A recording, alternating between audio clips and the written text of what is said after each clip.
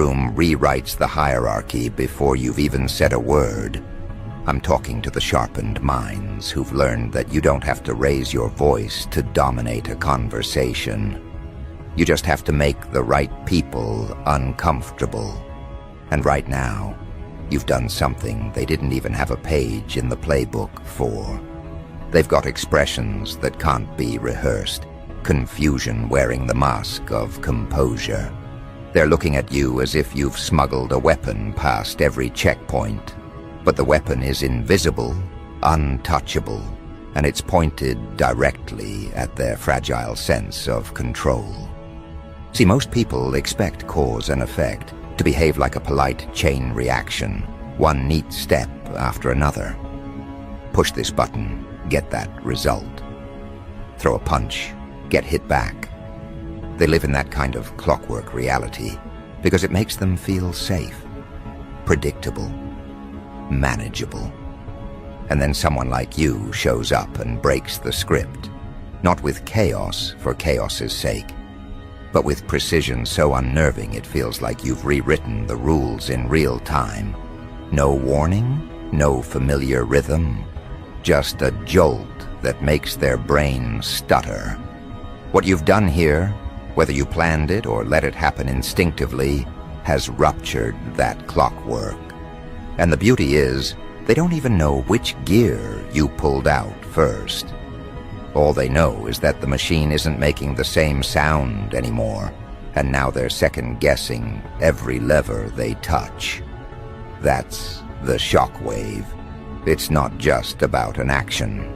It's about the aftertaste, the lingering uncertainty that turns even their smallest decisions into potential disasters. They can't calculate what's next, because you've shown them that their calculations don't apply to you. This isn't luck. This is the weaponization of unpredictability. You've taken every assumption they had about your limits, your timing, your reach, and you've burned it. That's why they keep glancing over their shoulders, not for some physical threat, but for the next invisible move you might make. You've turned yourself into a moving blind spot. They can't track you without losing sight of something else. And the funniest part, they still want to believe they're in control. You can see it in the way they keep talking, keep filling the air with meaningless statements, as if words alone could rebuild the walls you just tore down. But deep down, somewhere they can't admit to themselves, they've already accepted that you're not playing by the same laws they've been taught to follow. It's like watching a chess player suddenly realize their opponent isn't even playing chess anymore, but somehow still winning.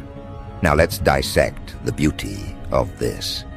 You didn't just do something, you forced a reveal. When people are caught off guard in this way, they show their wiring. The careful masks slip. You see what they cling to when the ground starts moving, and what they let fall. And in that moment, you can measure them with frightening accuracy. Who reaches for old rules? Who panics? Who adapts? Who collapses? It's the purest psychological X-ray you'll ever get. And you got it without lifting a finger in aggression. You just shifted reality a few inches and watched the scramble. But let's not pretend this is just about shaking things up. No, this is about leverage.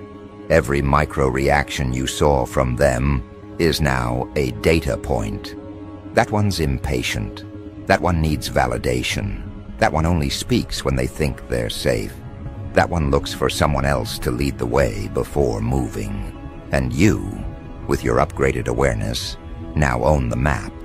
You could walk them into any corner you wanted, and they'd think it was their idea. Here's the part they'll never admit out loud. They envy you. Oh, they'll dress it up as criticism, suspicion, even disdain.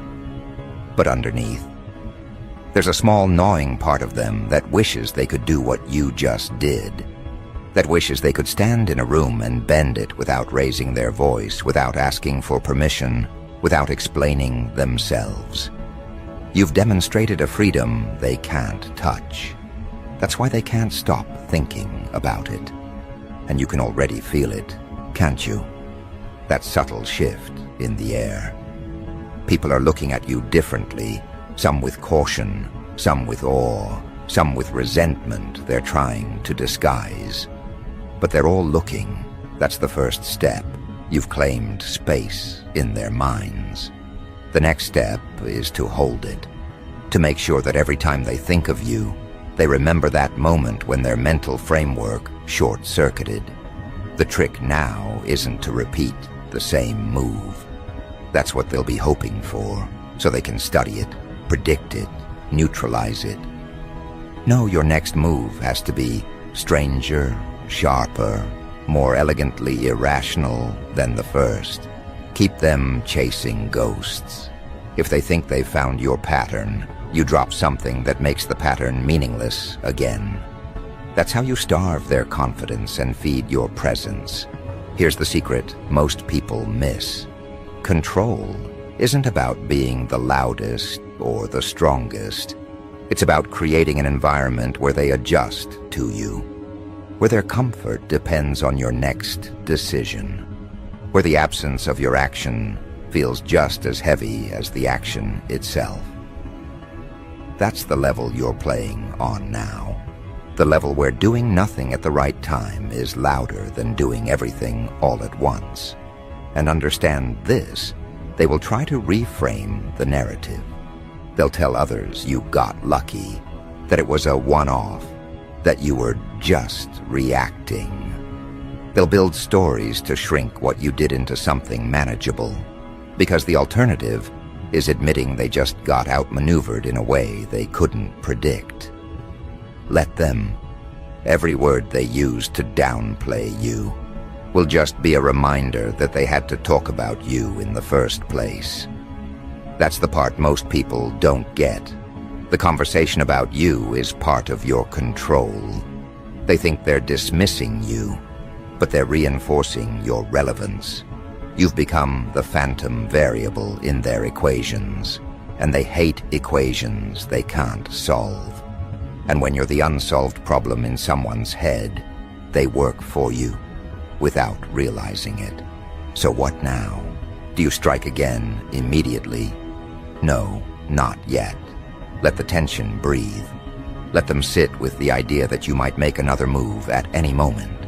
The more they anticipate, the more they waste energy preparing for something they can't prepare for. You're not just in their space, you're in their schedule, their mood, their subconscious. Right now, every action they take is filtered through one unspoken thought. What if they do it again? That's where you want them. Because once that thought takes root, it starts growing on its own. You don't even have to be present for it to influence their behavior. That's the true shockwave, the ripples you cause when you're not even in the room. But here's the deeper layer, and it's the one they'll never see coming.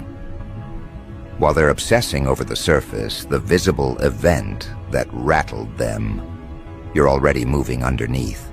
Every distraction they chase leaves a blind spot you can use. Every false assumption they cling to is a lever you can pull later. And when you finally choose to reveal the next move, it won't just surprise them. It will confirm their worst suspicion, that you've been 2 steps ahead the entire time. You see, this isn't about getting the upper hand anymore. That's too small. This is about reprogramming the way they see you entirely. You're not just a rival, a player, or an opponent. You're becoming something more abstract, more difficult to challenge, an idea they can't pin down, a force they can't measure, a shadow they can't follow without getting lost. And that's where the real artistry begins. Because once you're no longer bound by their definitions, you can't be defeated by their methods.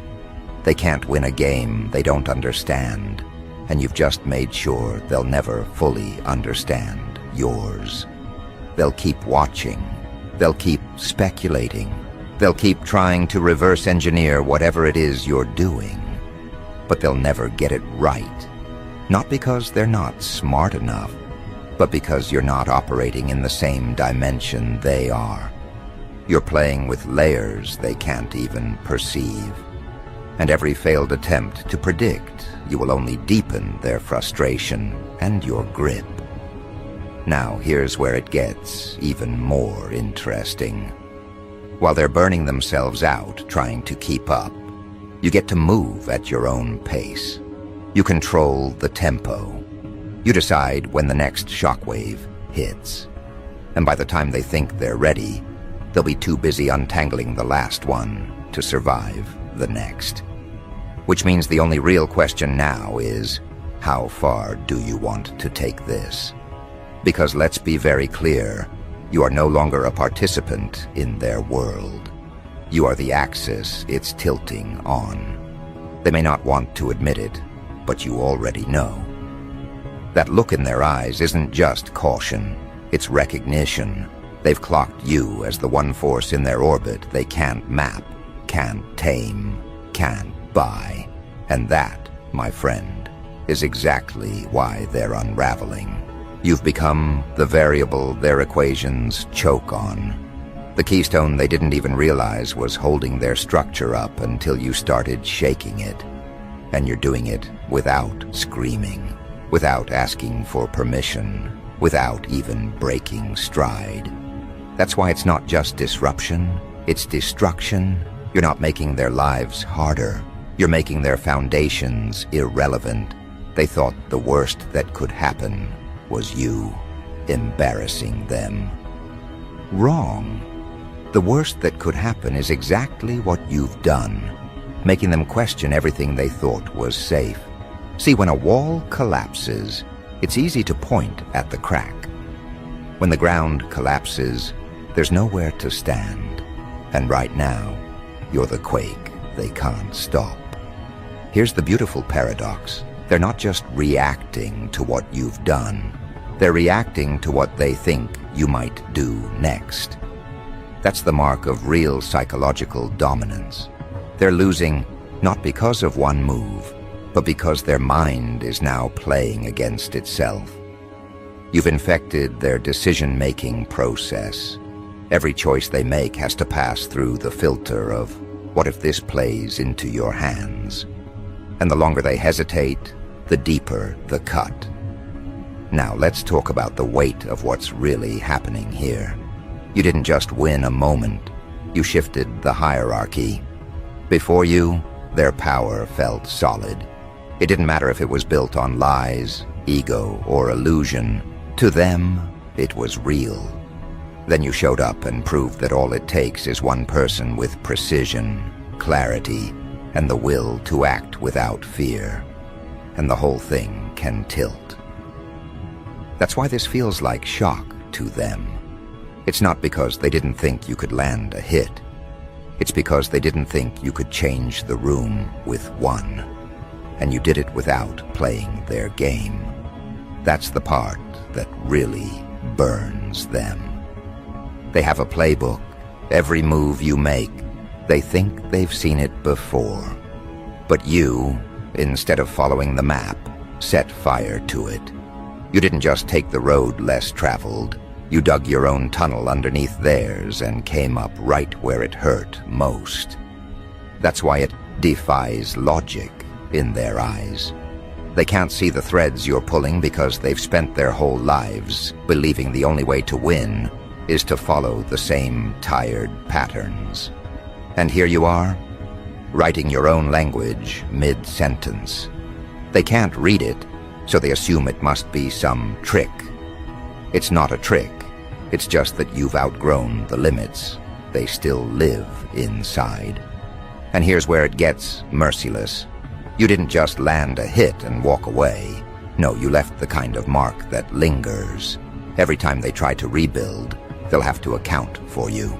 Even if you're not in the room, you'll still be the ghost in the walls. You've made yourself a permanent, consideration. That's how you become the reason for their destruction, not because you attacked once, but because you altered the terrain, so they can't move without thinking of you. Watch them now. Watch the way their strategies start bending awkwardly around the space you've claimed. Watch how they'll try to convince themselves you were a momentary disruption while adjusting everything in reaction to you. It's almost poetic. The same mouths that said you didn't matter are now rearranging their moves to avoid you. And here's the kicker. You don't have to rush. You've already detonated the first charge. The shockwave is still moving. The more they scramble, the more mistakes they make. The more mistakes they make, the easier it is for you to apply pressure exactly where it will shatter them. You're not chasing them anymore. They're running into your traps by instinct. You've turned their arrogance into a liability. Before you, their confidence was an asset. They thought it made them untouchable. Now that same pride blinds them to the reality of their position. They can't admit you've taken control, because admitting it would mean accepting they're no longer at the top. So they'll double down, they'll overcommit, they'll throw resources at the wrong things, all because they can't bear to look the truth in the face. And every time they do, you tighten the noose. Not by force, but by inevitability. You don't have to attack every day. You just have to let them keep walking into the same wall you built for them. Eventually, their own momentum will break them. That's the quiet brilliance of what you've set in motion. Their destruction will look self-inflicted, but you and I both know who handed them the shovel. Understand this: destruction isn't always loud. It isn't always fire and ruin. Sometimes it's the slow erosion of certainty, the gradual bending of rules until they don't recognize the game anymore. You've put them in that erosion cycle, and it's eating at them more than any single defeat could. Because a single defeat can be explained away. A constant slide into irrelevance? That's harder to excuse, and it's all because you refuse to play by their scale of measurement. They count wins and losses. You count shifts. And this, what you've done, is a shift so deep that it changes the way they'll have to think from here on out. That's not just victory, that's rewriting the script. Now let's not underestimate the ripple effect. Your move didn't just affect them. Everyone watching saw it. The observers, the opportunists, the ones who used to side with them because it was safer. They've all felt the tremor, and some of them are already recalculating their loyalties. Nobody wants to back a sinking ship, and you just made it painfully obvious which way this tide is flowing. That's another layer of destruction, the bleeding of their influence. Even if they hold on to the illusion of power for a while, the truth is already spreading. People talk, people watch, people notice when the untouchable gets touched, and the moment others realize you can't be stopped the way they expected, the exodus begins, quietly at first, then like a flood. Which brings us to the sweetest part. They'll try to fight this new perception, but the fight itself will make them look weaker. Every defensive move they make will be read as proof that you've rattled them. And the more defensive they become, the less room they have to advance. That's how you trap someone without ever laying a hand on them. You make them fight shadows until they've used up all their strength. And here's the truth they'll never say out loud, but you can see it in the corners of their eyes. They know this ends with you standing where they used to stand. They might hope it takes years, that something will stop you before you get there. But deep down, they've already accepted that it's just a matter of time. That's the dread you've planted in them. The knowledge that they're not just losing, they're losing to you.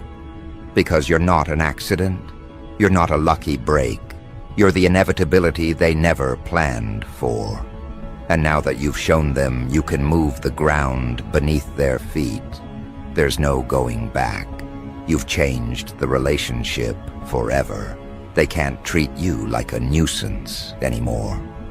You're the new gravitational pull, and they're caught in your orbit, whether they like it or not. The destruction won't be sudden, and that's the best part.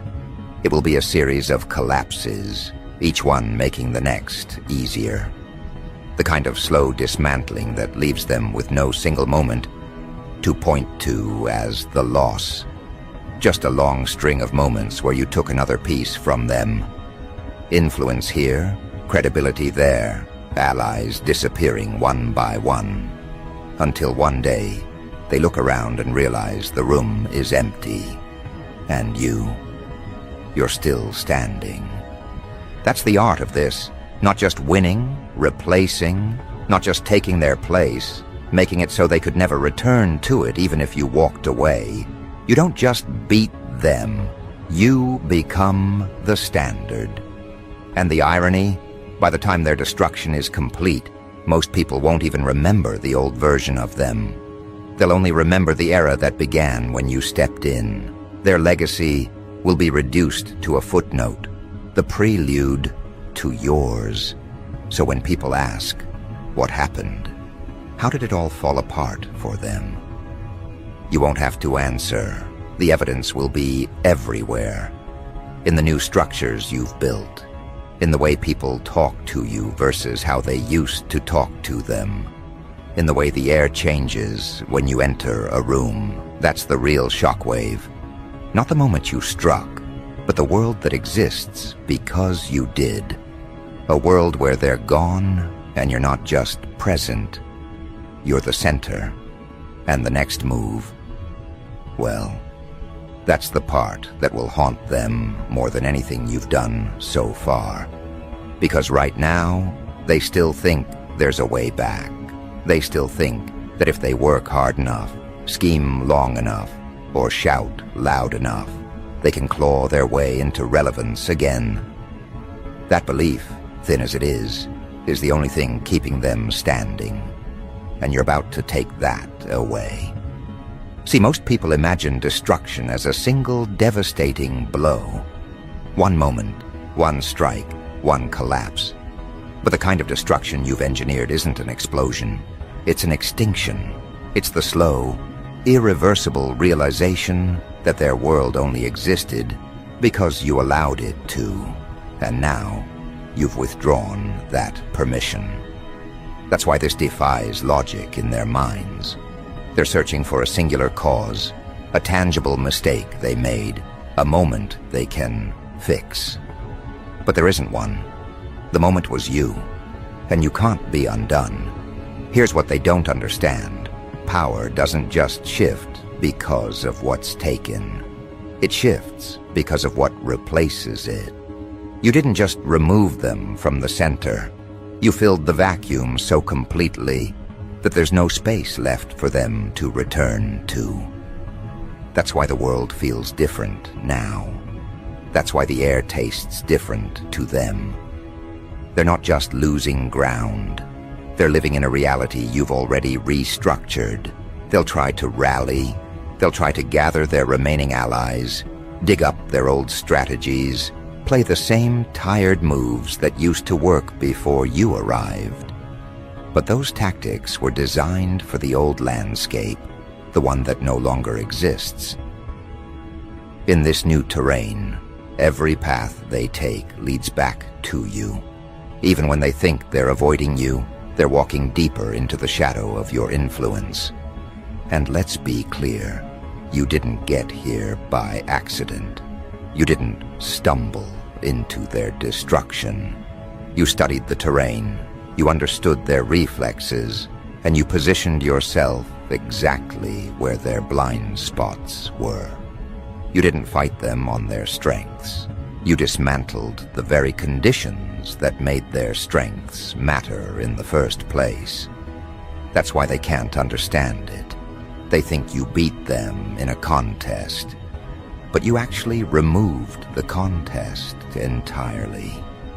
They'll keep asking themselves, what's going on? How did this happen? As if the answer is somewhere outside themselves. But the truth is, the answer is standing right in front of them. You are what happened. You are the equation they can't solve. The more they try to break you down into something logical, the more frustrated they'll get, because your power isn't built on the rules they're using to measure.